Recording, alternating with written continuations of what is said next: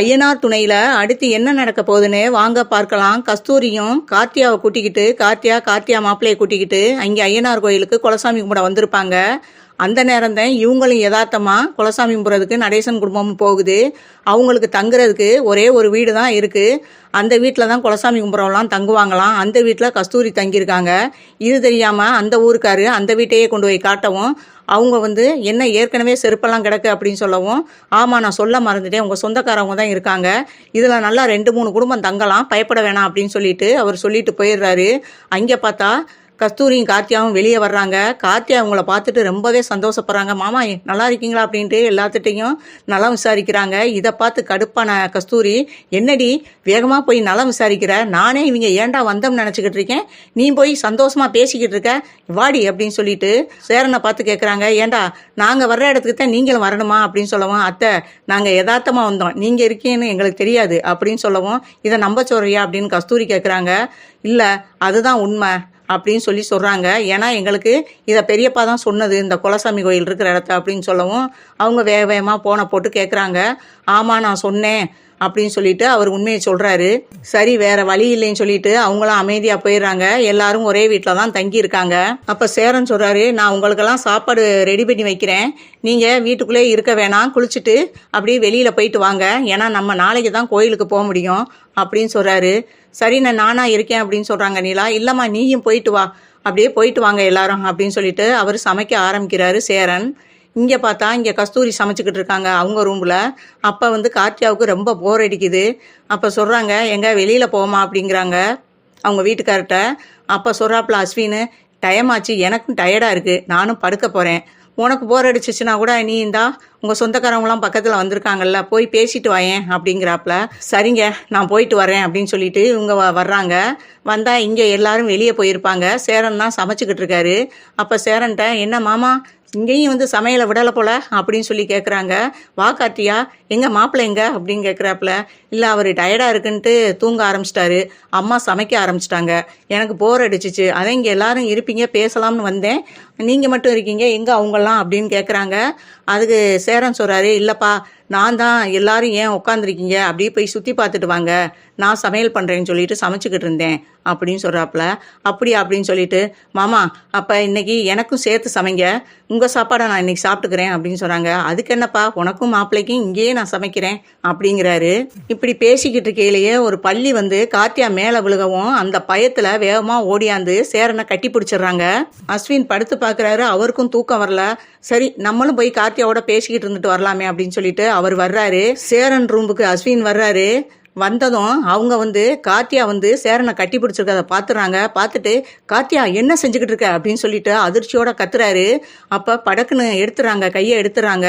எடுத்ததும் அது அப்படின்னு சொல்லவும், சி இவ்வளவு மோசமாக இருப்பேன்னு நான் நினைக்கவே இல்லை, இவரை விரும்பினதாக நீ சொன்ன, ஆனால் இவர் பெருந்தன்மையாக உன்னை கல்யாணம் பண்ணி வச்சதையும் மறைக்காமல் சொன்ன, அதிலே உன் குணம் எனக்கு ரொம்ப பிடிச்சிருந்தது, ஆனால் இன்னும் இவரை மனசுக்குள்ளே நினச்சிக்கிட்டு தான் நீ இருக்கேன்றத இப்போ நீங்கள் 2 பேரும் நடந்துக்கிட்டதை வச்சு பார்க்கையில் இன்னும் நீ இவரை மறக்கலை, அவரும் உன்னை மறக்கலைன்னு நான் தெரிஞ்சுக்கிட்டேன், இவ்வளோ மோசமாக நடந்துக்கிறவேன்னு நான் நினைக்கவே இல்லை, அதுவும் வந்த இடத்துல, சி இப்படி ஒரு மோசமான பொண்ணா இருக்கி அப்படின்னு சொல்லிட்டு கோவமா வார்த்தையில வீசுறாரு.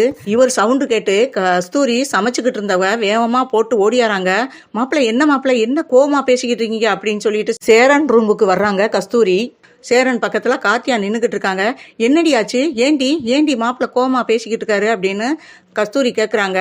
அப்போ நான் சொல்கிறேன் அதை அப்படின்னு சொல்லிட்டு நடந்த விஷயத்த சொல்கிறாங்க. சொல்லவும் அவங்க இதை கேட்டு அதிர்ச்சி ஆகுறாங்க. ஏண்டி உனக்கு அறிவு இருக்கா அப்படின்னு சொல்லிட்டு மகளை போட்டு அடிக்கிறாங்க. ரொம்ப சீனை போடாதீங்க, இதெல்லாம் தெரிஞ்சுதானே எனக்கு உங்கள் மகளை கல்யாணம் பண்ணி வச்சுருக்கீங்க, இவங்க 2 பேர்த்துக்கும் இந்த அளவுக்கு நெருக்கமாக இருந்திருக்காங்க, இப்படிப்பட்டவங்களை பிரித்து எனக்கு எங்க கல்யாணம் பண்ணி வச்சிங்க அப்படின்னு அஸ்வின் கோவமாக கேட்குறாரு. மாப்பிள்ளை நீங்கள் நினைக்கிற மாதிரியெல்லாம் இல்லை மாப்பிள்ளை, அந்த அளவுக்குலாம் அவங்க போகல மாப்பிள்ளை, இது எப்படி நடந்துச்சுன்றதை தீர விசாரிப்போம் அப்படின்னு கேட்குறாப்புல. என்னங்க கண்ணால் பார்த்த பிறகு தீர விசாரிக்க போகிறீங்கிறீங்க அப்படின்னு சொல்லவும் சேரன் சொல்கிறாரு, நீங்கள் நினைக்கிற மாதிரிலாம் ஒன்றும் நடக்கலைங்க, நான் சொல்ல வர்றதை தயவு செய்து கேளுங்க அப்படின்னா, நீங்கள் என்னங்க சொல்கிறது, கண்ணால் பார்த்த சாட்சியை இல்லைன்னு மறைக்க போகிறீங்களா அப்படின்னு கேட்குறாரு. கார்த்தியாவும் இல்லைங்க, நீங்கள் எங்களை 2 பேர்த்தையும் தப்பாக புரிஞ்சுக்கிட்டீங்க அப்படிங்கிறாங்க.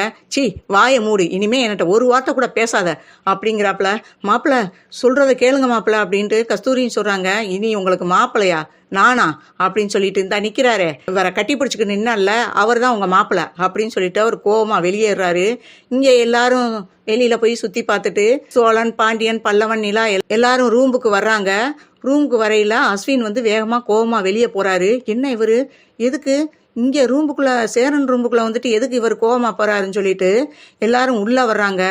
அப்போ கார்த்தியாவை போட்டு கஸ்தூரி அடி அடின்னு அடிச்சுக்கிட்டு இருக்காங்க. அவர் விடுங்கத்தைங்கிறாரு. சி கையை ஏறா, ஒன்னால தான்டா இம்புட்டு பிரச்சனையுமே.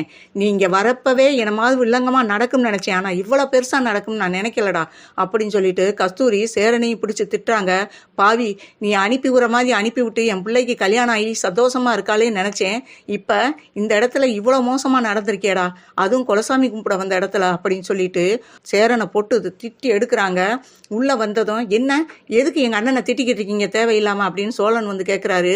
வாடா வா, இவ்வளோ நேரம் எங்கே போயிருந்தீங்க அப்படின்னு சொல்லிட்டு உன் அண்ணன் செஞ்ச காரியத்தெல்லாம் நீங்கள் கேட்டிங்கன்னா நீங்களே உன் அண்ணனை காரி துப்பிடுவீங்க அப்படின்னு சொல்லவும், சும்மா வார்த்தையை நிறுத்துங்க, பேச வாய் இருக்கிறதுக்காக எதையாவது பேசாதீங்க அப்படின்னு நிலா சொல்கிறாங்க. வாடி, இவ்வளோ நேரம் உன்னைய தாண்டி காணாமல் நினச்சேன், எங்கேடி போனீங்க, இங்கே என்ன நடந்துச்சுன்றது உங்களுக்கு தெரியுமா அப்படின்னு சொல்லவும், அது சொன்னால் தானே தெரியும், அதுக்குள்ளே நீங்கள் இப்படி போட்டு அவங்கள எதுக்கு தேவையில்லாமல் அடிக்கிறீங்க, அண்ணா என்ன தானே நடந்துச்சு சொல்லுங்கண்ணா அப்படின்னு சேரனை பார்த்து நிலா கேட்குறாங்க. அப்போ தான் வந்து சேரன் சொல்கிறாரு, அம்மா கார்த்தியா யதார்த்தமாக தாம்மா வந்துச்சு, வந்து என்கிட்ட உட்காந்து பேசிக்கிட்டு தான் இருந்துச்சு கிச்சன் மேலே. அந்த நேரம் பார்த்து கார்த்தியா மேலே பள்ளி விழுந்துருச்சு. பள்ளி விழுந்த பயத்தில் வந்து என்னைய வந்து கட்டி பிடிச்சிருச்சு. அந்த நேரம் அஸ்வின் உள்ளே வந்தார். வந்ததும் எங்களை 2 பேர்த்தையும் தப்பாக பேச ஆரம்பிச்சிட்டாரு. அதுக்கு தோதா அத்தையும் வந்து கார்த்தியாவை போட்டு அடிச்சுட்டு இவ்வளோ மோசமாக நடந்துக்கிறீங்களான்னு எங்கள் 2 பேர்த்தையும் போட்டு சத்தம் போட்டுக்கிட்டு இருக்காங்க. இதுதாம்மா நடந்தது, கார்த்தியா மேலேயும் எந்த தப்பும் இல்லை, அது பயத்தில் வந்து தான் என்னைய பிடிச்சிச்சு அப்படின்னு சொன்னால் இதை இவங்க 2 பேருமே நம்ப மாட்டேங்கிறாங்க அப்படின்னு சொல்லவும், நடந்த விஷயத்தை கேள்விப்பட்டு இவங்களுக்கும் ஷாக்காகிறாங்க. ஏன்னா இந்த மாதிரி சூழ்நிலையில் யாரும் என்ன சொன்னாலும் நம்ப மாட்டாங்க. அந்த இடத்துல அஸ்வின் இடத்துல யார் இருந்தாலும் சேரன் சொல்கிறதையும் கார்த்தியா சொல்கிறதையும் நம்பத்தான் முடியாது. ஆனால் வந்து சேரனையும் கார்த்தியாவையும் பற்றி இவங்க எல்லாருக்குமே தெரியும். ஆனால் இதை எப்படி சொல்லி அஸ்வினுக்கு புரிய வைக்க முடியும்னு சொல்லிட்டு எல்லாருமே குழப்பத்தில் இருக்காங்க. அப்போ தான் கஸ்தூரி கேட்குறாங்க, என்ன எல்லாரும் இந்த வார்த்தையை கேட்டதும் வாயை மூடிக்கிட்டு அமைதி ஆயிட்டீங்க, இதுக்கு உங்களால் பதில் பேச முடியுமா? இப்போ நான் மாப்பிள்ளைகிட்ட என்னண்டடி இவளை சொல்லி நான் வந்து சேர்த்து வைக்க முடியும், என்னால் எப்படி நான் இனிமேல் இவளை இங்கே கொண்டு போய் விட்டு சேர்ந்து வாழ வைக்க முடியும், அதுவும் அவர் கண்ணால் பார்த்துட்டாரு அப்படின்னு சொல்லவும், அப்போ நிலா சொல்கிறாங்க, ஆனால் இந்த சூழ்நிலையில் யார் இருந்தாலும் அப்படித்தான் நினைப்பாங்க, அதை நம்ம சொல்கிற விதமாக சொல்லி அவரை புரிய வைக்க முடியும், நாங்கள் பேசிக்கிறோம் அப்படின்னு சொல்கிறாப்புல. பேசுவடி, ஏன்டி பேச மாட்ட அப்படின்னு சொல்லிட்டு கஸ்தூரி கோவமாக பேசுகிறாங்க. இங்கே பாரு சேரா, என் மகளும் மருமகனும் ஒன்று சேர்ந்து வாழணும், அதுக்கு நீங்களாம் தான் சாட்சி, நீங்களாம் தான் அவர்கிட்ட போய் பேசி எப்படி சந்தோஷமாக வந்தாங்களோ என் மகளையும் என் மருமகனையும் நல்லபடியாக அனுப்பிச்சி விடுங்க, அந்த வழியை பாருங்க. அப்படி அதில் இருந்து வேற ஏதாவது தப்பாக நடந்துச்சு, என் மகளை விட்டுட்டு அவர் வாழ மாட்டேன்னு போனார்னா நான் சும்மா இருக்க மாட்டேன், அதுக்கப்புறம் என் சுயரூபத்தை பார்ப்பீங்க அப்படின்னு சொல்லிட்டு கோமா வாடி எல்லாம் ஒன்னாலதான்ட்டு மறுபடியும் அடித்து இழுத்து கூட்டிகிட்டு போகிறாங்க கஸ்தூரி கார்த்தியாவை.